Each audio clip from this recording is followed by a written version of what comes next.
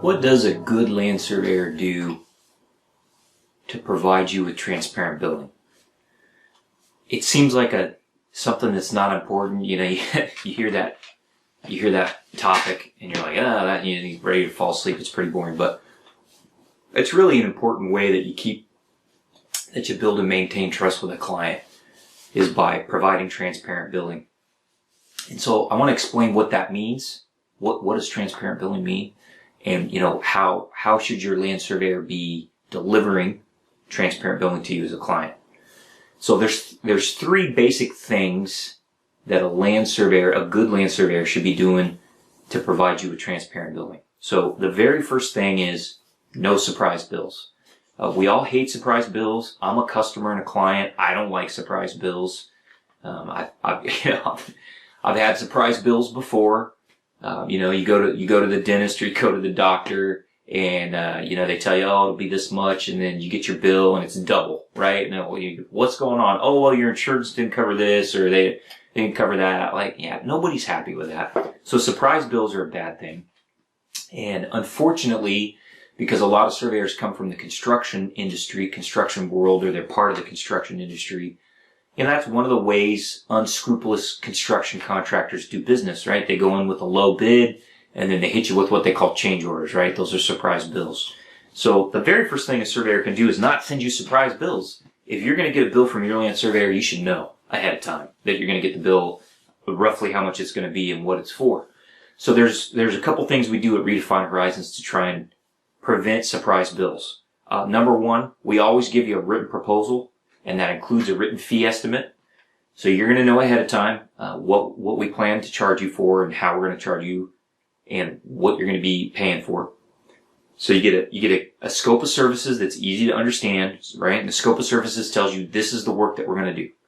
You're going to get a fee estimate that matches that scope. It says for every task in the scope, this is the fee that's going to apply. And then if we get in a situation where you do need some extra work, and that happens. In fact, it happens regularly because land development is uncertain and risky.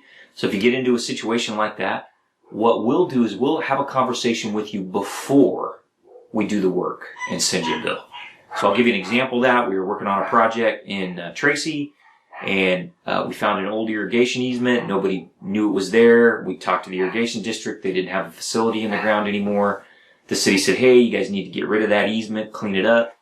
So we told the client, said, hey, we need to work with your attorney and with the irrigation district to get this easement abandoned before the city's going to let us move forward with the project.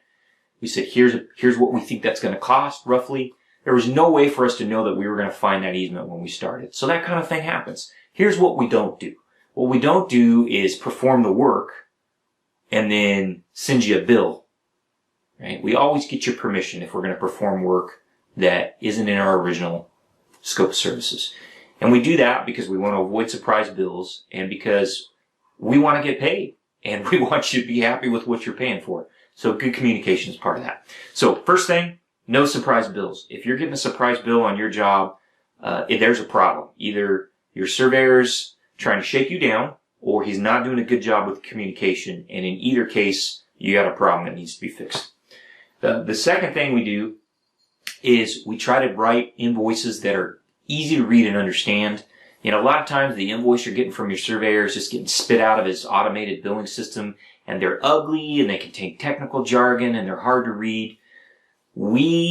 This is going to sound funny, some people are going to laugh at me, but we handcraft every one of our invoices. So they're put together by hand. We do that in a little graphic design software. And I think the invoices are they're visually appealing, they're skimmable, they're easy to read. All the numbers you need are right there. The important numbers are highlighted. And we take a lot of pride. I take a lot of personal pride in how attractive and easy to read our invoices are. So, you know, if your surveyor's just spitting something out of his billing system and you can't understand it, that's a problem. And I've worked for huge companies that do that, you know, huge companies, surveying and engineering companies that just spit out whatever invoices in the billing system. I had a situation where I was working with an architect on a big project in San Francisco, and the client was confused about the bill, and he said, Landon, you'd be really nice. Can you make these changes to your invoice? Can you put this summary here? And can you move this information from the right side of the page to the left side of the page? And I went to my billing team. This is a huge company. I went to my billing team and I said, hey, my client needs these changes so we can get our invoices paid, get them approved, get them paid by the client. And my billing department told me, we can't do that. He has to take the invoice that comes out of our billing system. We can't help you. And that's crazy, right? Like, that's the client. And they're asking for some reasonable changes. They want to understand what they're being billed for. And so that experience and other experiences like that is part of the reason why we handle invoicing the way we do at Redefined Horizons. So you're going to get an easy to understand invoice. It's going to be skimmable. It's going to be attractive. And you're going to be able to read that invoice and understand how much money you owe and why you owe that money. The other thing we do, every time we send an invoice, we send what we call a budget summary. So we've got a summary sheet that goes into your invoice. It shows you how much we billed you for each task, right? That's totaled. We show you how what we billed to date compared to the original budget that we gave you. We split out lump sum from time and materials. So every time you get a bill from us, you're going to get a snapshot that shows you, hey, here's where you're at on your budget for the project. Here's what we billed you. Here's what we have left to bill you. Here's what was extra work. Here's what was in the original contract. The other thing we do in every invoice package, if we have a time and materials phase, we will include details on the time and materials work that we've done. So anytime we're billing time and materials, which isn't often, but it does happen occasionally, we make sure that you get extra information when we're billing you T&M, because we want to be honest with you. We want to have your trust, and we want you to understand that we're not padding that bill. So all of those things are important. The other thing we do, every time we send you an invoice, you get what's called a job status report. And that tells you, hey, here's the work that's been done since the last time we sent you a bill. Here's what we're working on next. Here's the things we need from you or from other partners on the project team. So you get a job status report. You get that project summary. You don't even have to read those things if you don't want to, but we provide them.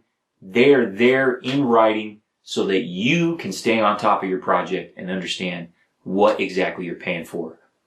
You know, what are we doing that you're being asked to pay for? The last thing that we do is we work really hard to bill you on a lump sum basis whenever we can. So what that means is we give you a fixed fee for the service ahead of time, right? So we tell you it's $3,000 to do this boundary survey as an example. And if we get it done for $2,500, we bill you $3,000. We take a little bit of that extra profit. If it's $4,000, we only bill you $3,000. So we eat the overage, right? And so what that does is that gives you some certainty. It allows you to do some budgeting, some project planning. It's not open-ended. And so whenever we can, we try and give you a lump sum task. That's part of how we make sure that you can hold us accountable, is before we start a task, we're going to tell you what it's going to cost. And we work really hard to do that. Now, we can't always do that. We can't always accurately estimate the cost ahead of time.